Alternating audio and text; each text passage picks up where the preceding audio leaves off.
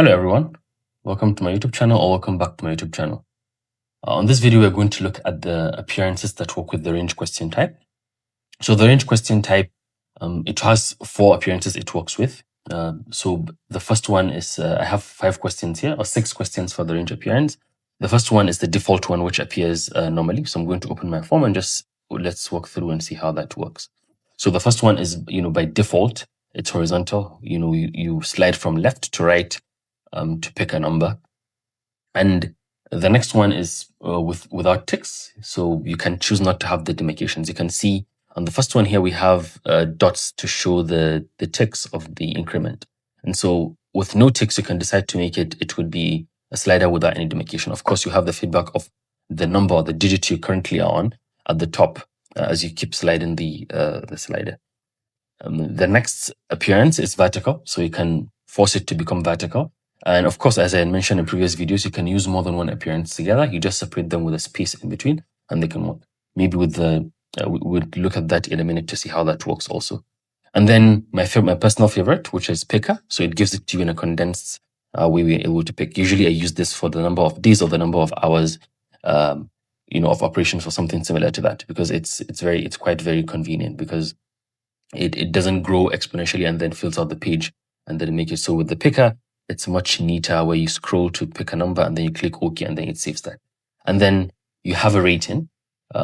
So as you can see here, if you observed all our range, the start and end is 10, and then they have a step of 1 by default. So this first one is actually not needed. We can take it out. But for rating, because I don't want to have 10 stars, because what rating does is it counts each possible input. So even if I had start of 1 and an end of 5, but a step of 0.5, which means I'm going to have 10 inputs at the end, because I would have 1, 1.5, 2, 2.5, up to 5, then I would have up to 9 or 10 stars there. So you want to keep it to 5 stars, I think, which is the convention. You can have 10 stars. I think that wouldn't be too much, but you can work with this around. You can work around with this depending on what you want. But this next question is something that is a bit more different.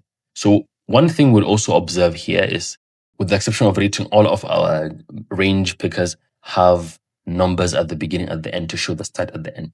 But you might want to have something different. Maybe instead of 1 here, you want to have something else. And instead of 10, you want to have something else. So we're going to do that with this custom tick.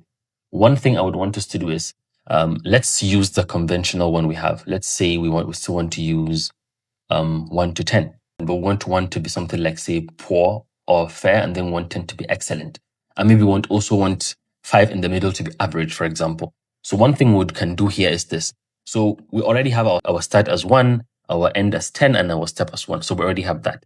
So what we want to change is what 1 and 10 mean. So one thing you can do is you can use tick label set. So you use something like use this under parameters actually. So you use tick dash label set. Now, you define what the tick label set is. So what is the tick label set? In my own case, I want it to be ticks, for example. So it will be tick name, right? So tick name, we'll see how that works in a minute. So I want tick name to be what I would use to specify what those labels are. So in my own case, it's tick name. So that means I would have to have a trace sheet with tick name. So I already have something here. So I'm going to change this to tick name. I'm going to change this to tick name. So that's what we have. So in my own case, it starts from 1 and ends in 10. So what I would do is that, so 1 would be poor, 10 would be excellent, and 5 would be fair. So once we have that, so now that we have that, we can save our form and upload a new version to see how that works. And I'm also going to make a slight change just so that we see how this works. Because the start and step is the same, only end is different. I'm just going to remove all of this and leave end. So I think we also missed, there's a variable we need to add here. I think we need to add tick interval. So in this case, I'm going to have tick underscore interval. No, I think, this is tick label set with an underscore, not a dash. I think I mistook this. I'm getting an error while uploading the form. So this is, so let's try uploading and see if that works. There are other variables you could add on the parameters and would perhaps explore that. Yeah, so we've uploaded our form. And now once I refresh this,